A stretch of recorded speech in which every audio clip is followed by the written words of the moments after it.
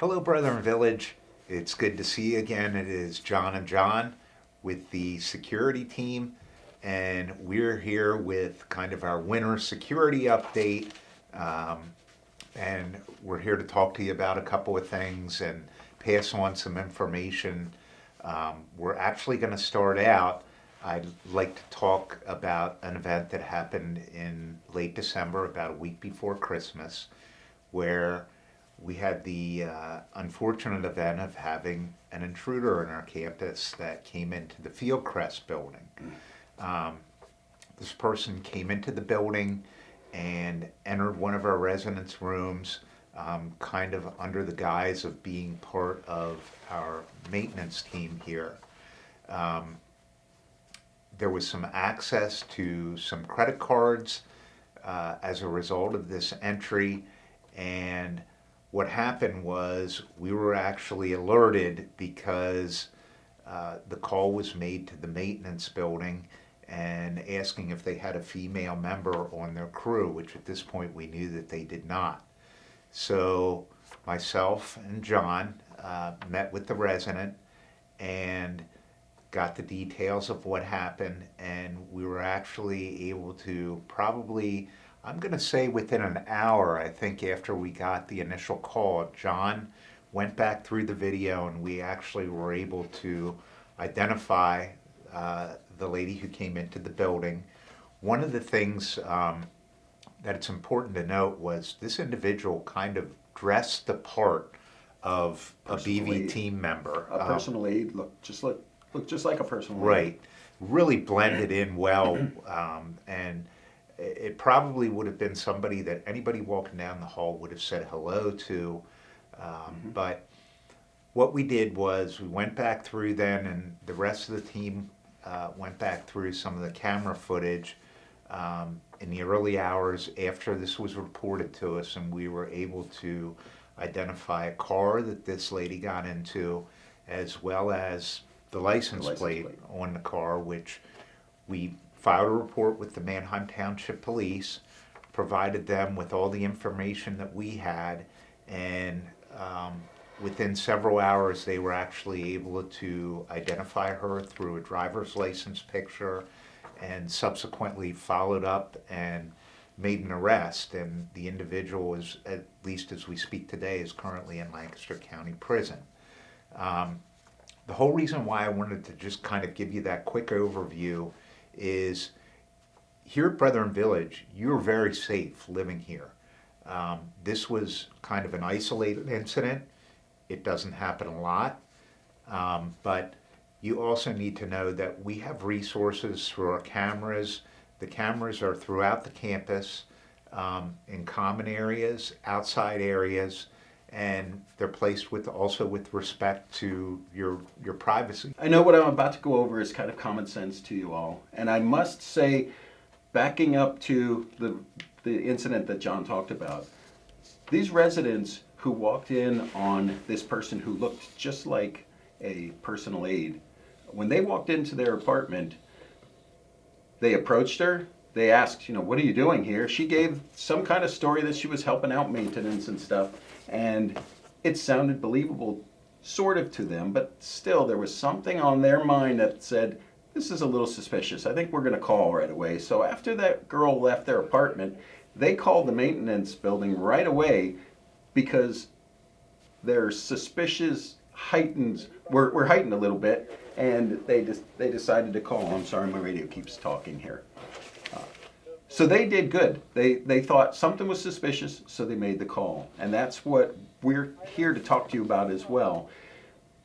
If you think something is suspicious, if you think someone looks suspicious, it's not a dig against them. I think in today's society we're too worried to report somebody who might look suspicious. But if you're walking down the hallway and you don't recognize somebody who's coming to you, number one, that doesn't mean they're a bad person. Doesn't mean that they're suspicious. It just means you don't know who the person is. You've never seen them before. We have new employees all the time. We have people who are subcontracted out that don't work for Brethren Village, but we're contracting them in for services. So if you are coming in contact with somebody and you think something just doesn't seem right with this, give us a call. Call security. There's absolutely nothing wrong with us going up. Maybe I would recognize the person and then I'd let the resident know, hey, everything's all fine.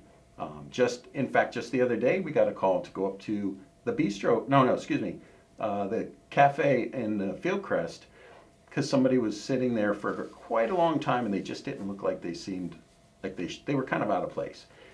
And once somebody called in as suspicious, we showed up. After talking to that person, we realized there was nothing suspicious. They were there on the rightful reasons for being there. And that's what we want. We want you to call to let us know that something's just not feeling right and you want us to look into it. That's why we're here. So we're here to encourage you to do that. All of the Brethren Village employees are supposed to be wearing their IDs with their name and face on it. So if you're going down the hallway or if you're somewhere and you see somebody that you just don't know and you think something's not right, and especially if you see that they're not wearing their Brethren Village employee ID, you can give us a call. We'll be glad to show up, and I'll just one of the security officers can easily come up and approach them and say, are you an employee here? Do you have your badge? And sometimes we have to remind our employees to do that as well. So we don't want you to feel that you have to feel like you're living in a prison. I'm not going to be suggesting every time you leave your apartment you lock your door. You shouldn't have to do that. Now, if you're going to be away for an extended period of time, it's just common sense. We should be locking our doors. But if you're just walking down the hallway to visit a friend and you're coming back a few minutes later, you shouldn't have to feel that you do, but it's always a good practice to lock your doors.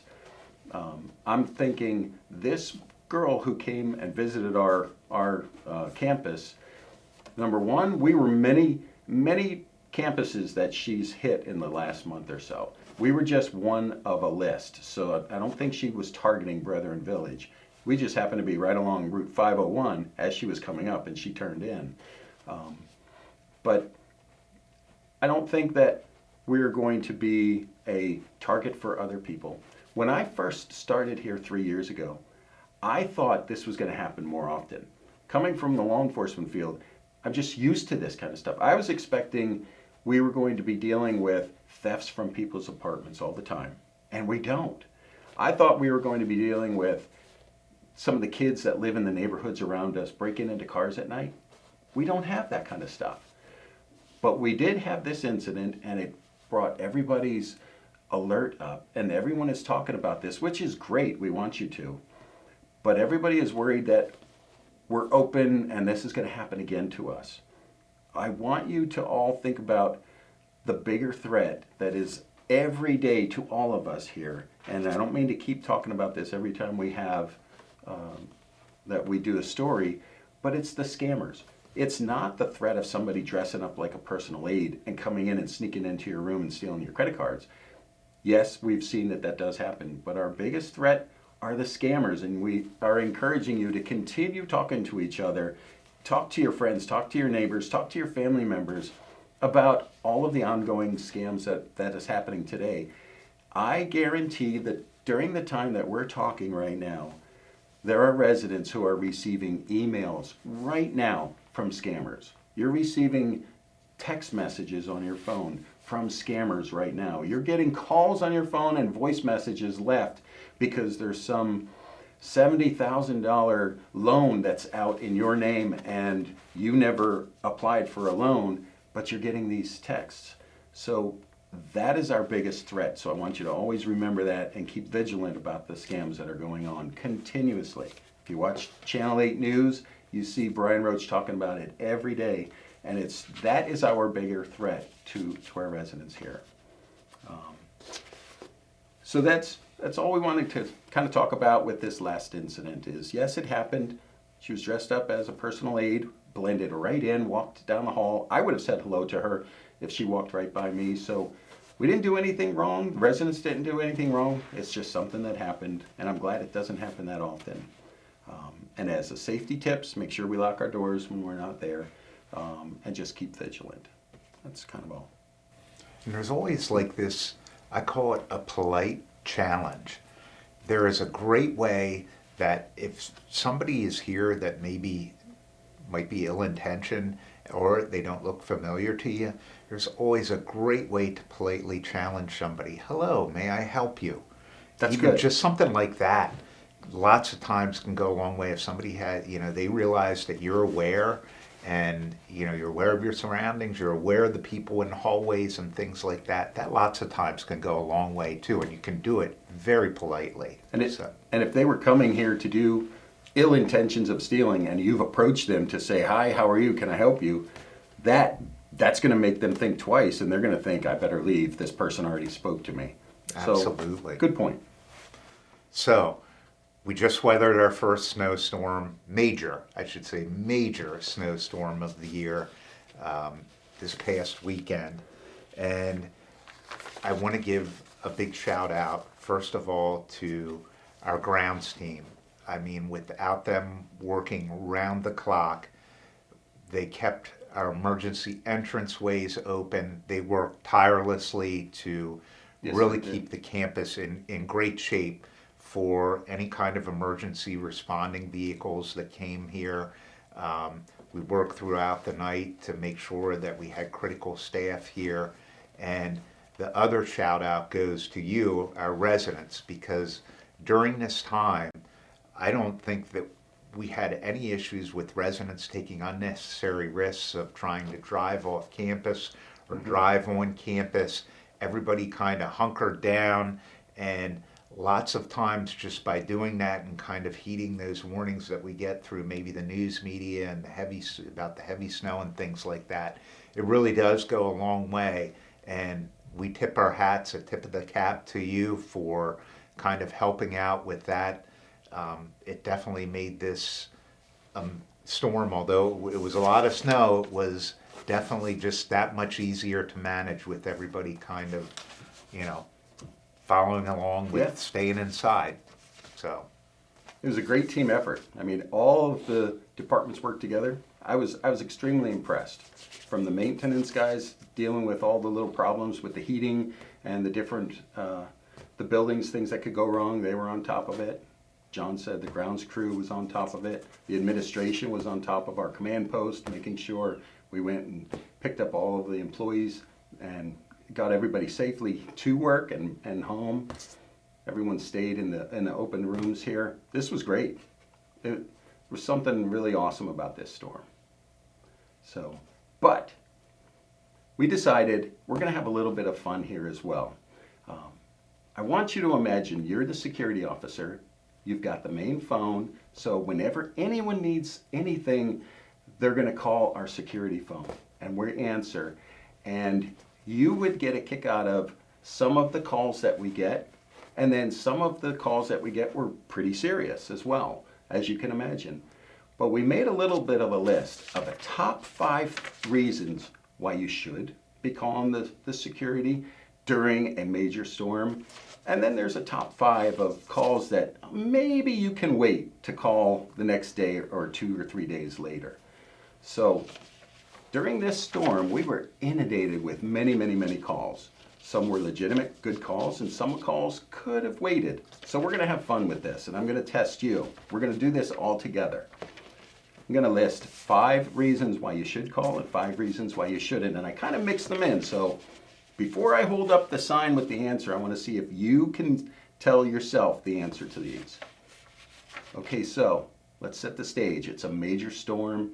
There's 2 inches every hour being put down from Mother Nature. We've got the wind blowing. We've got the streets are filling up. So it's a major storm, and you're looking out your window at this beautiful snow coming down. And we get a power surge. Your lights blink and go on, and then everything powers back up. And you look over and you see your alarm clock's blinking. You're looking at your microwave. Your microwave's blinking, the time. And you think to yourself, I need that changed now, but I don't know how to. I'm going to call security because my clock on my microwave is blinking. Do you think that's a call that should be made right away? Or do you think that's the kind of call that should be called next day or a day later? The answer would be, you should wait to call on a call like that. We'll be glad to come change the time on your microwave, maybe the next day or the day after that. So, next time we have a major snowstorm, we will absolutely come and change your clock, but you might want to wait till the next day.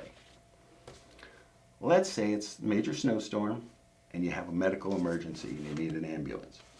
I think we all know the right answer to that one. If you're having a medical emergency, one of your loved ones is, your neighbors, and you need to call security, we all know the answer to that.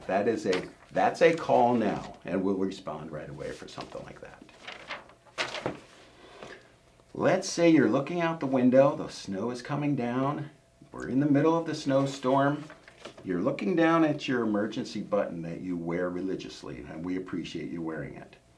You're looking at your button and you're thinking, I wonder if my button's working. I'm just going to push my emergency button just to see if it's working. Is that something you should do and call the security in the middle of a major snowstorm? Or do you think maybe you should wait to do something like that? I think the consensus states you should wait to make that call. And we would be glad to test your pendant.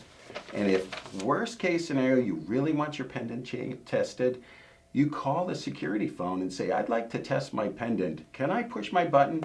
And I would say, yes, you may push your button. And we would look at our pager and it would come over and I would tell you, yep, it's working fine. But that's something that could wait. Let's say we're in a major snow emergency and you go out into the hallway and you notice your neighbor has 2 newspapers sitting at the door, and it doesn't look like they took their little card off of their doorknob, and you're a little worried about your neighbor. Is that something you should call right away in emergency during a snowstorm? Absolutely. That is something we will always come immediately to check on the wellness of your neighbor or a loved one or somebody that you're worried about. And even if your family member is worried about you because you're not answering your phone, they know that they're welcome to call us and we will go check on you whenever we can. So we all agree that's a call now type of a call. Number 5, we're halfway through. Number 5, your favorite TV station's about to come on and you're excited to watch this TV show. The snow's coming down, remember. It's the middle of a major snowstorm and you can't find your remote. Happens to all of us. It does. And you know what? I absolutely pleasantly enjoy coming in and trying to help you find your remote when you call the security.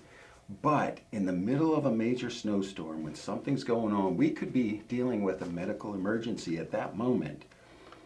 When we're in the middle of a major storm, do you think we should be calling security to say, I can't find my remote? I'm going to hesitate on this. Okay, now, no, maybe you can wait until the snow calms down a little bit to call, and we will be more than happy to come and look and find your remote. There's no better feeling than looking under that recliner and finding the remote for you. Let me tell you that. Number 6, let's say you went out for a walk in the snow because we all love to walk in the snow. You went out for a walk in the snow and you come back and you realized, gosh darn it, I locked myself out of my apartment or I locked myself out of the house. It's cold. You need to be into your residence. Is that a call where you should call the security? What do you think, John? I'm going to say if they're cold, it's snow, there's a little bit of sleet maybe mixed in, a howling wind. I think that would probably be one where it's a good time to call. My boss just got the answer correct. That's a definite call now. Yes, we will respond immediately and let you into your apartment. And you know what? I call those, when somebody locks themselves out, that is an opportunity that we can come and say hello to you and good morning and open your door for you. So we call those things little opportunities to get to see you. So call us whenever you do that. Correct there, John. Let's say major snowstorm. You're looking out, we're in the middle of a major snowstorm, and you go walk out into your hallway. You're walking down your hallway and you realize, there's a couple lights that are out in this hallway. I think maintenance needs to get on this. I'm calling security right now to make sure that they replace those lights. At least they're on the list to get replaced. Do you think we should be calling security and maintenance in the middle of a major snowstorm where we're getting a foot of snow to come and replace that light that's in the hallway at that time? I think we're going to probably say wait to call. Now, I'm hoping this shows up. I hope you see the smiley face. We're being smiley. We're being happy about this. This is a wait to call, but it's a nice smiley face wait to call on something like that. So yes, and I'm not making this up. All of these calls actually have come in. Let's say 8. We're almost done here. Let's say either you, your loved one, or maybe a neighbor has fallen and they're in their apartment and they can't get up. Is that something that should wait, or is that something that we should be calling now? I don't think I even have to hesitate. That's a definite call now. If somebody's fallen, they need attention, you call security right away no matter what the weather is like. That one we don't even have to talk about. Number 9, if it's in the middle of a snowstorm and you're looking outside and you start thinking about your neighbor's cute little dog that has to go out in that snow. It's not even your dog, it's your neighbor's dog. And if you call security to say, I think it would be nice if security would go to this apartment or this residence and shovel out a path out in the yard just so that the dog can go out and could use the bathroom, that would be nice if you would do that. Now, kudos to you for being a great neighbor. However, it's not even your puppy, but you love that little dog. Should you wait until after the snow is done? We would be glad. We have a shovel in the back of our truck. I'd be happy to come and shovel out. But is that something that we should do in the middle of the major snowstorm, or wait just a day? We probably want to wait, at least until the snow stops. And last but not least, John, this is the biggie because this happens all the time. You get up, you go out into your living room and you realize, man, it's cold in this apartment, or it's cold in my residence right now. You look at the thermostat and it says 61 degrees and it feels like it's getting even colder. Is that something you should call security and to see if maintenance can help this out and you can get your heat back on correctly? Should you wait for a while or should you call? I think we can all agree that's a definite call now so that we can get our facilities, our maintenance guys to come in and click. Sometimes they can tell us what to do and we're able to fix the problem real quick. So that is a definite call now because we want everybody to be warm and safe. So that was just a fun little game that we wanted to play with you, just to show you all the different types of calls that could come in the middle of a snowstorm. And it could be even in the summertime in the middle of a major thunderstorm and stuff. But things are going to happen. Sometimes they're going to be emergencies and we can jump right on them. And sometimes there's things that could be less priority, but we still want to help you with, but we might be able to wait a day or two to do that. So hopefully you answered the right answers before I even held the cards up. And who knows, if we may have more games like this in the future to test your knowledge here on campus.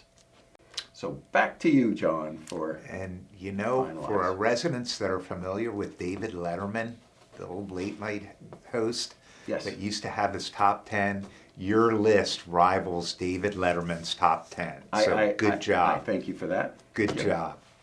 Thank you. So I just wanted to wrap up our winter video with you by letting you know that within the next several weeks, we are actually going to have pictures along with the names of our security officers that will be displayed prominently throughout campus on some of the electronic display boards. It has their name, their picture. We really think it's important for you as residents to know the folks here that serve in your security department. If you do have that true emergency or that medical emergency, maybe 10, 11 o'clock at night, 1, 2 o'clock in the morning, that you're going to know that it's a familiar face that's coming to help you out. And we have new officers. We as do. well. We have Security new officers. folks that have started. So these photos will familiarize you with the new folks that we have on our team. And we just want you to know that we are here to serve you. And if you would ever have any questions about anything, you are always welcome to give us a call. And from my standpoint, it was great to be able to spend time with you here again in this video. And John and I certainly enjoy doing these, and we love to talk and have the outreach with the residents. Absolutely. So thank you. Thank you.